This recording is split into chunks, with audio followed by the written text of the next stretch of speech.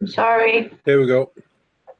So at the beginning of the video, there was mentioned also Freud and his personality theories, and then there was like other people that I don't really know, but it was like a comparison. So now I'm gonna start with the Freud here. So to start, according to Freud, he had an opinion that there were three elements: conscious, preconscious, and unconscious. Conscious is something that we are aware of all the time, what we feel, perceive, and think about. Preconscious are the thoughts that can easily be made conscious, and then the unconscious is the biggest part of our psyche, which contains things that are not easily available to aware. Those include the drives and instincts. For example, it can be a drive to obtain food or the need for sex.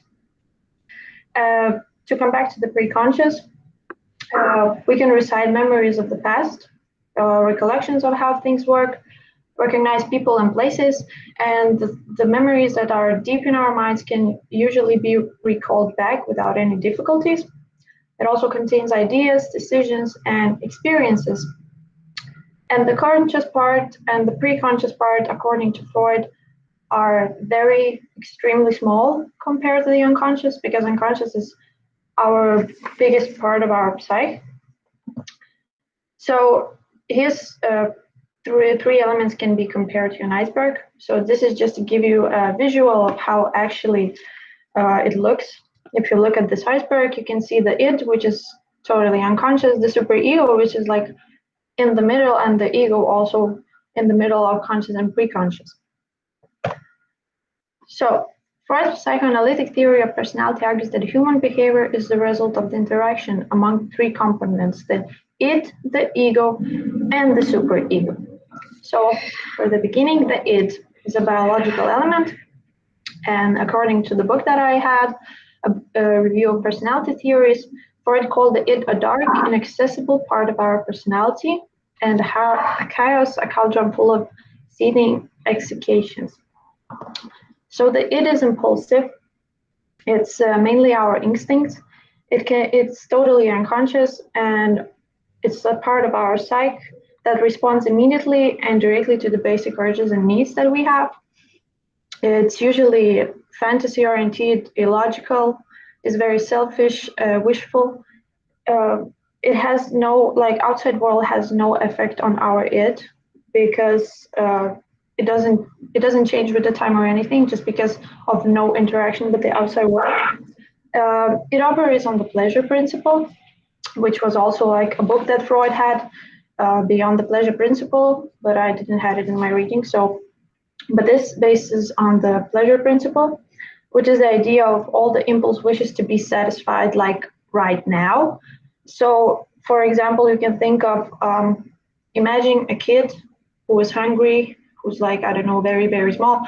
He's hungry, and imagine him making to wait for the lunchtime, which is logically impossible at this point. The following up is the ego, is the decision maker, the kind of healthy side of our minds. Ideally, the ego works by reason, where the id is chaotic and unreasonable.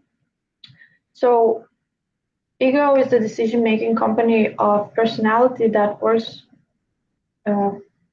by reality principle. It tries to work out in the realistic ways and to satisfy the id demands.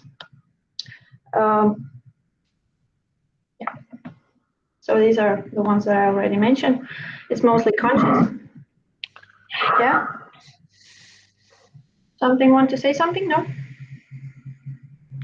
Okay. I heard someone talking. So the superego, the hardest part. I'm gonna try to explain it because I don't really feel like I understand it completely myself, but the superego incorporates the values and morals of society, which are learned from one's parents and others. It develops around the age of 3 to 5 years during the phallic stage of psychosexual development. Psychosexual development stages I will also mention later, talking about the childhood, so I will also tell you what the phallic stage is. So to start it, the superego is morality, and the function is to control its impulses, especially those that society forbids. so it's sex and aggression. And according to the book that I have, superego contains restrictions and prohibitions imposed upon the infant and small child by parent and significant others. Also, the superego is based on the principle of perfection, so it's ideals. In the book, there is also said, like a quote, "No pleasure is to be allowed, instead perfection is to be attained," which proves the fact that is working on the exact perfection principle. This is the last component to emerge because it is the one that we have in our childhood, and later on with the years growing as a child, ego and superego kind of develops. Superego also contains praise given for good behavior. For example, I can give this example that person whose ego has not been adequately developed tend to feel a little guilt even after major ethical infractions. So now the superego also has two following aspects, the conscience and the ego ideal. So the conscience is concerned with bad and wrong, and the ego ideal is concerned with the good and right things. They communicate their needs, and they are important in order to actually help to shape our behavior. Interactions between id, ego, and superego.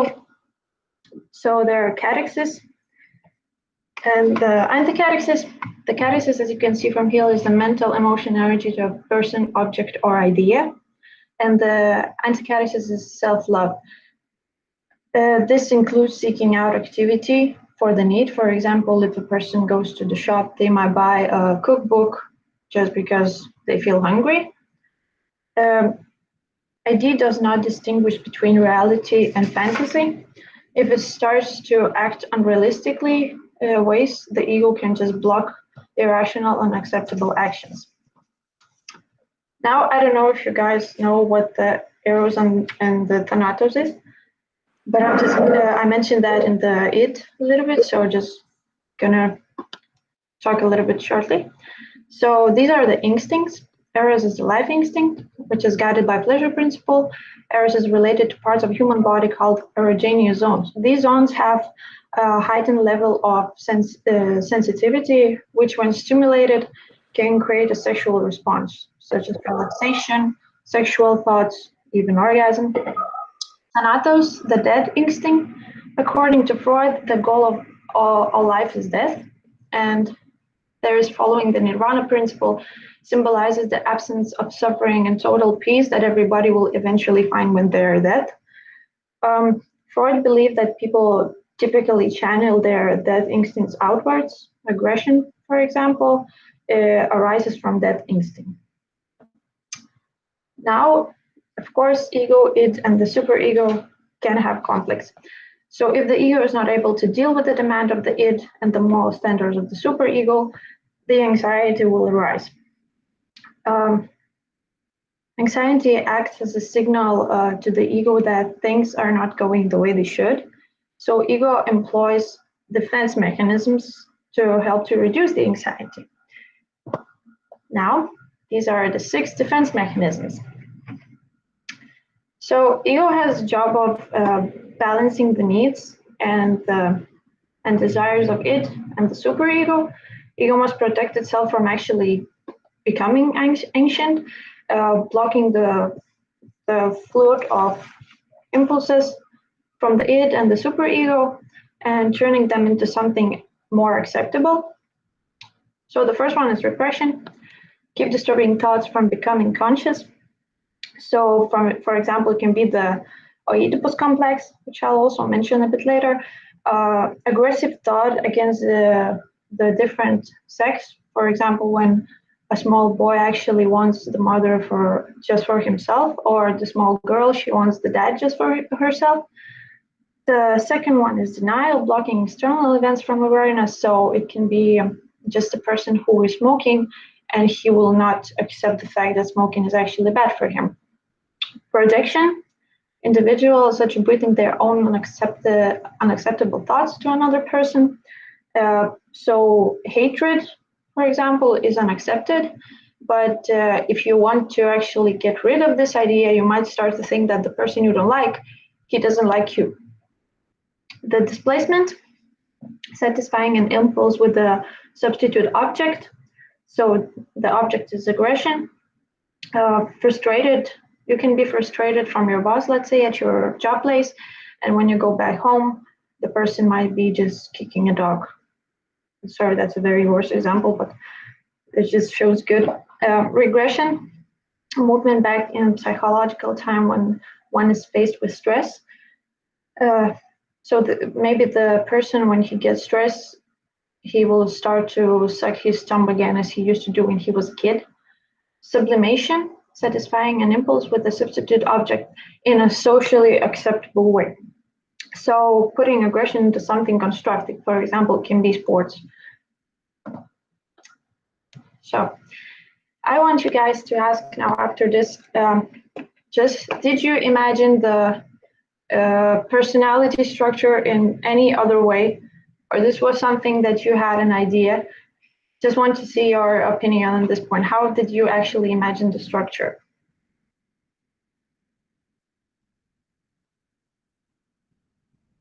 Nobody wants to say. For me and my books that I read, um, I think I got more into the Jung's point of conscious and unconscious. Um, I think this is like really complicated, and I'm still not sure I get your point, but I will get there. Um, but of course, it's interesting that so many people have so many different explanations, and we can never know like what is wrong or what is right. So it's important to ask questions and always be in doubt, in my opinion.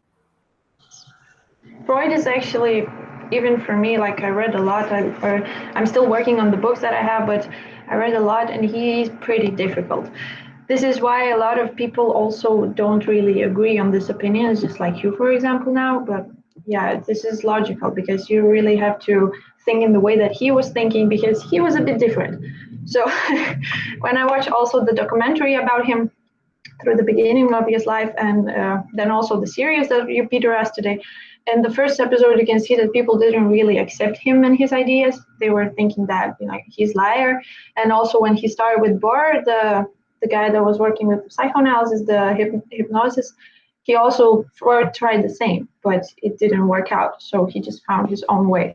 So yeah, he's a bit difficult to understand, and I'm trying my best here, but let me know, I can try explaining it better, something if I get it. So to continue with my other question, does actually childhood have influence for our personality development? So according to Freud, personality develops during childhood and is critically shaped through a series of 5 psychosexual stages, which he called his psychosexual theory of the development. So the first one is the oral stage. This is when a newborn is from 0 to 1.5 years. It's the lips inside the mouth, and the newborn child receives the pleasure by nourishment. Later on, in those 1.5 years, the pleasure might be changed with the pain, the source of pain, because they start to get their teeth growing, which is not that enjoyable for them anymore. The anal stage, 1.5 to 3 years, the rectal area. I know this might sound very strange, but just listen up. So the attention shifts to an anal region, experience the pleasure of revealing pressure in this lower intense through spontaneous bowel movements. So when a kid is just like small, they wear this kind of hands that they're doing everything inside and pooping and peeing. This is something like that. And for the beginning, of course, few years, parents will accept this because they know their kid is just, still small and he doesn't know how to do it. But later, this thing is changed with the actual training to go to the toilet and do it in the right way. The phallic stage from 3 to 5 years, where starts the genital region exploring. Pleasure is brought through masturbation. Oedipus complex, which is for boys. Castration anxiety in the columns means that boys, when they're small, they kind of have this wanting to have their mothers for themselves, and they are afraid that their parents are going to castrate them. And the elector complex is for the girls, and the penis envy, which is mean that they want their dads all for themselves, and just kind of wanting the penis. This is Freud's ideas. I know it sounds crazy, but he was all about sex pretty much, which is also why Jung thought later on that this is just too much for him, probably. So in the latent stage, from 6 to 12 years, the attention goes outside the family and towards friendships. So the person becomes social, the kids start to go to school, and they start to make friendships, friends, networking and stuff. And it depends if the kid will be confident or loner on the fact that if he doesn't make friends, he might still be shy and alone. And if he actually finds people that he communicates with, he will become more confident. In the genital stage, this is the puberty period. The adolescent experience rising hormone levels, and the sex drive and hunger drive become very strong. Sexual experimentation, this is included in what we call in our sensual relationship with the loving person. And sexual instincts are more directed now to heterosexual sexual pleasure than just to the self-pleasure. So, evaluating Freud right now, I have found some discussions in one of my books in the Tina about social and personality development, and I thought it's very interesting to actually tell you that even though Freud is known as the most fascinating mind, and he's so popular of his psychoanalysis and other theories that he worked with, but people actually did not agree on many things that he said, on many things that he made, and just a short explanation on them. So the first point is the lack of empirical evidence to support his many claims about the sense of who we are and what we are about, and the fact that Freud's theories cannot predict behavior but only explain it. So, for example, Freud's defense mechanism may explain why an older child reverts to sucking the thumb, but would be unable to predict that this would actually happen. This is Popper, another philosopher, whom he pretty much criticized Freud a lot from what I've seen. So about the unconscious mind, as pointed out by Popper, Freud's theory of the unconscious mind not only cannot be supported, but also cannot be refuted, which, according to Popper, is a serious violation of the scientific method. However, the other philosopher Klein argues that although parts of Freud theory cannot be proved or disproven, there are other aspects of the theory that can. He said that most of the psychosexual stages of development are based on observable behaviors. So Klein believes where possible those steps should be carried out in a scientific manner, endorsing Freud's theories with some credibility and encouraging others to continue investigating Freudian concepts. This is Eric Fromm's explanation on the little Hans, a 5-year-old boy's case, where Freud actually started to analyze the small boy who, at approximately 3 years old, started having anxiety. And his parents were pretty much into Freud and Freud's theories, and they actually put every behavior of their child to Freud's theories because they believed it so much. So this little Hans began to actually explore, at 3 years, he began to explore his penis stuff, where his mother actually threatened that she's going to cut it out. And he had got a sister later on. He was actually pretty jealous about it because he wanted the mother all for himself. So some things like that turn out also that Freud proved that he wanted also to get rid of his dad and just to be with his mother of all the time. But what Eric Fromm is explaining here is that at that time, when in the era that Freud was living, this kind of view was more acceptable than it would be right now, because it just doesn't sound logical, right? So, but still, this is like something that is not really logical in my opinion as well. But yeah, kids might get anxiety at that age and stuff, but I just don't believe the fact that they would actually feel like they want their sister to die, as they said in the story of Hans, that he just wished his sister drowned or just, die in the water. But I can read you also this Fromm's explanation. Fromm points out that the era in which Freud lived had an impact of his views and also his theories. Although radically against bourgeois society and all it stood for, especially in terms of how children were treated, namely with strict discipline and restricted narrow views, Freud didn't have the strength of his convictions, because mainly he didn't really prove any of this thing that he actually analyzed. He changed his original seduction theory, which positions children as innocent victims on incest, and replaced it with the Oedip complex that saw children not as victims but as perpetrators of their own sexuality. This theory was much more likely to be accepted by society at that time, and it fit in with current thinking rather than radically opposing it.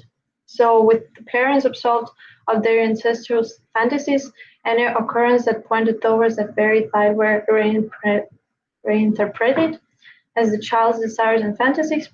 Fromm points out that Hans' mother appeared to have many fantasies concerning her small son, which were apparent in her need to have him in bed with her and accompany her to the toilet. Also, during the therapy of little Hans, the mother threatened to cut off his fiddler if he didn't stop messing with it. Fromm believes that it was his mother that little Hans was afraid of due to her threats and fantasies, and not the father at all. In fact, as Fromm notes, Hans' relationship with his father was warm and caring. So this is the story about the little Hans, but also why they think that this is not a realistic thing is because Freud also met little Hans just few times, and all he heard about the behavior of the boy was basically from the parents' view, which, as I said, they were pretty into Freud's theory, so they basically put everything on those theories to just actually fit in there. This is very funny I have here. This is just like comics. Don't get me wrong, but just to show you that what people actually thought at some point about Freud's theories and how he was actually thinking. And you can read this one up, guys.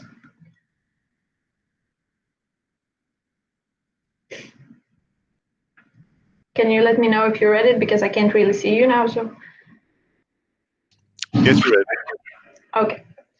So I have this Freudian personality test in here. If you would like to do it, it's because I think it's quite an interesting, just to see the stages. Sure. It's just around 30 questions, I believe, so it's not that bad. And just be honest when you answer these questions, so you can actually get the true points about you. Psychotests.com. Yeah.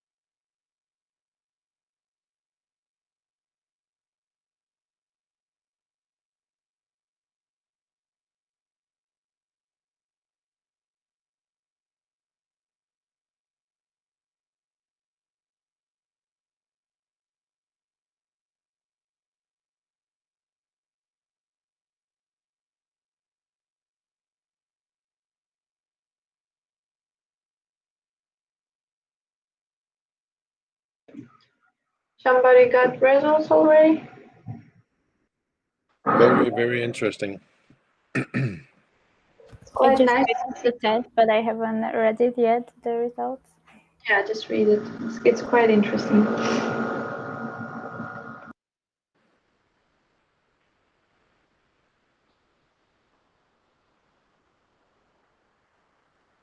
Peter's laughing.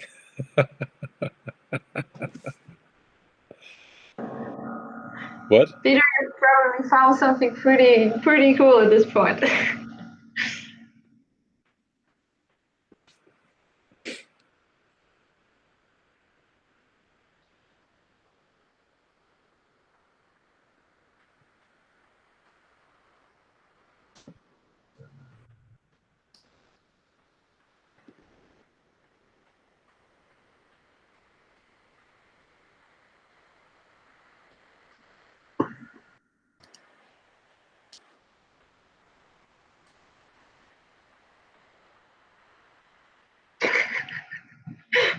Peter, your reaction says everything.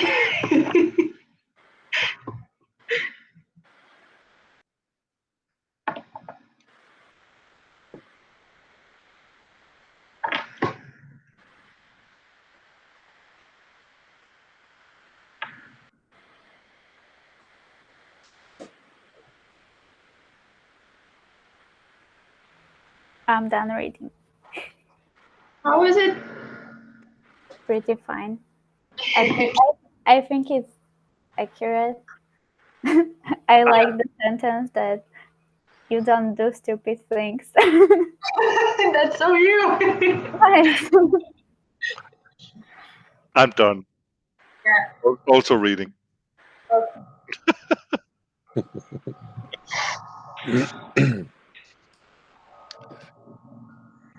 You see, Freud is that type of personality that when you look at his theories, it makes you laugh a little bit sometimes. Because it just seems pretty. What? All right. This is my thank you for your attention slide. And just to sum up, as Peter mentioned before, give him a kick. So I can say that there were pretty many people that criticize his theories, and some of them just don't accept it. But the main problem, what they think about Freud, is that he doesn't have the scientific proofs for most of his theories. So, yeah, but still, he's one of the famous known persons. So, I mean, there's something that people like about him, then that means. So, yeah, thank you for listening. Thank you for Thank your you. time. Thank you. Yeah. Questions?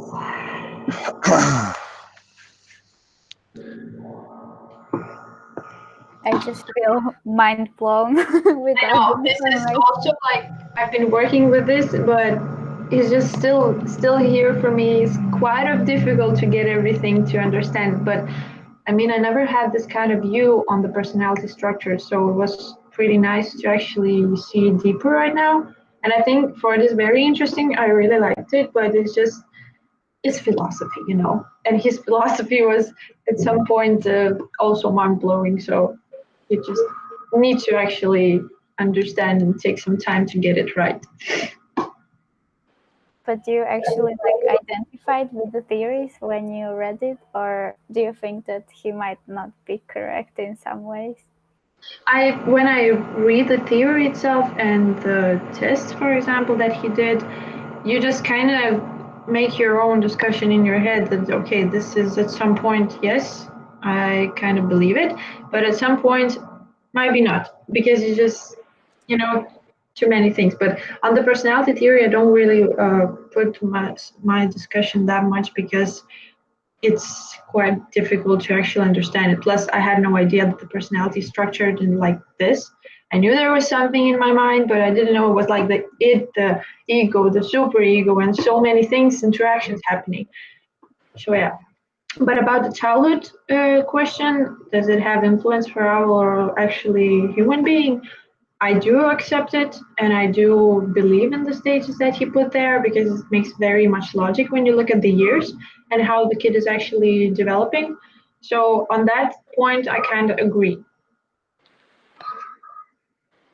I'm actually really interested to hear what Jimmy has to say about the test result because he doesn't believe in this kind of stuff. Yes, come I on, actually Jim. found it pretty spot on. I'm actually surprised. I don't really usually believe in this type of mumbo jumbo, but I found it surprisingly spot on, and I find it very interesting that we've been now through 3 out of 4 subjects in this presentation today, and they all correlate. I know it's all about the human mind and stuff, but it's still surprising how everything is intertwined and affects each other. Yeah. I find that very interesting. I also think that I mean the main argument against Freud sometimes is lack of empirical evidence, and as Popper points out, as you said, psychoanalysis is not science because it is in principle untestable. But what Yes. Popper also says is that this does not mean that it is no good.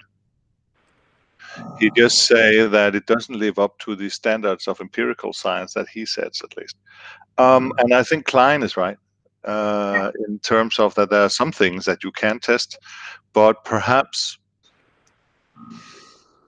it is things that is predicted by Freud's theories that can also be predicted by other theories, Jung's, for instance. And then which is true and which that's difficult. And then I think I would like to add two things.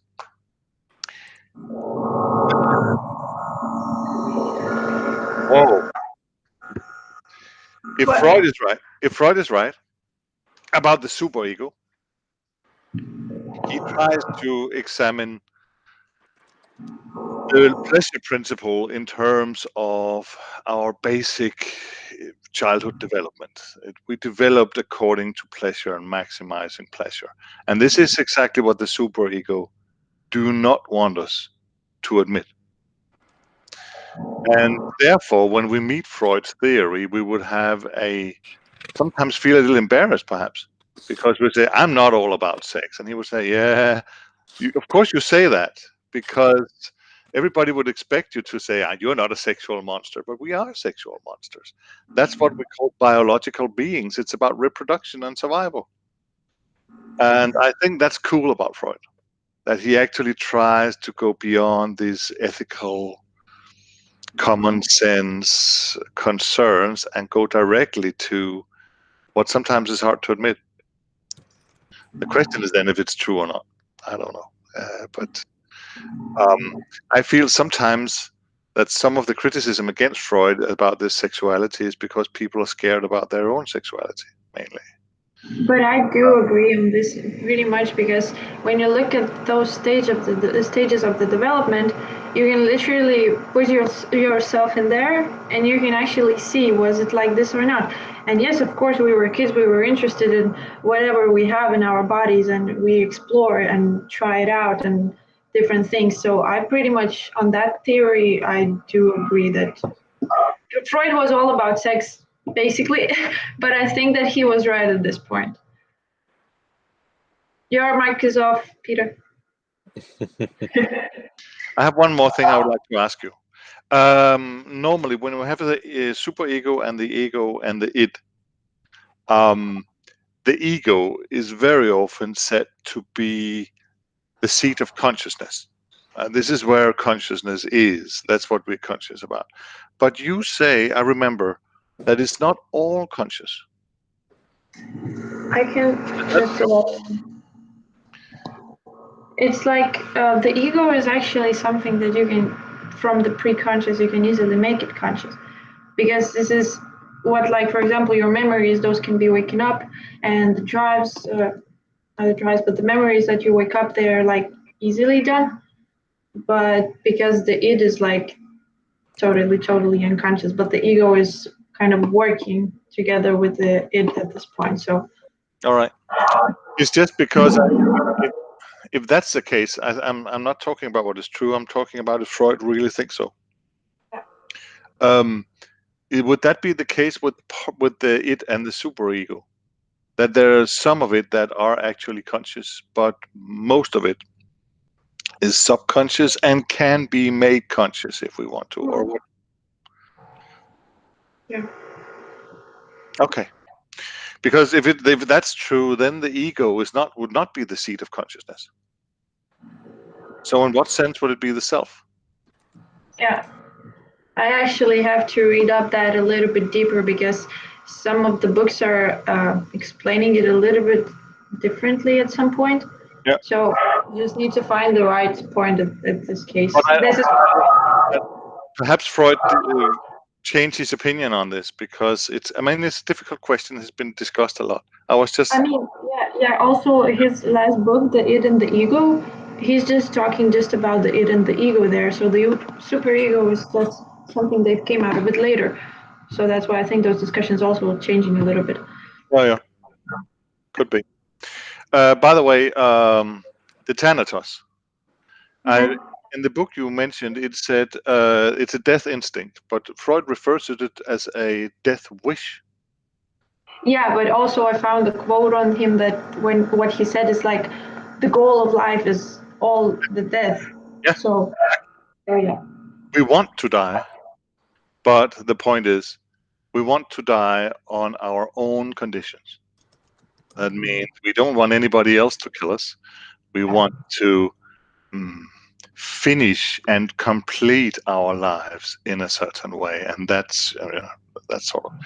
So there is a development thing there too in Freud. All right, Jimmy. Yeah. Could you try to make off your mic? Just a minute. Okay, turn it on again. It doesn't matter. Okay. It's probably just aliens. Yeah, it could be. Could be. No biggie. All right. Okay. Any more questions? So I hope you guys got a little bit of the understanding, because I'm sorry it was a bit messy. I felt it when I was talking, but it's actually at some point so difficult because this is like personality theory. Okay, it should be fine, structure, this. But when you come to the different points of the structure, he has something more in that. And then there's something more in that. And it's like, it's just messy. So my brain is also still working on actually putting the things in the right places.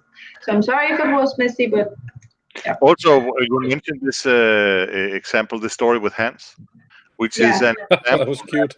Yeah, but also, it's also an example that Freud changed his mind when he's into some kind of observation that shows him that he was wrong at the outset. He is not afraid of changing his mind in order to get a better explanation. And to me, that makes a true scientist, right? That's sort of. Yes, so the example of when he followed Bohr to use the hypnotizing, but it didn't work for him, so he just went with something different. So yeah, he's not afraid of doing that. This is why his mind is also something. I'll stop the recording.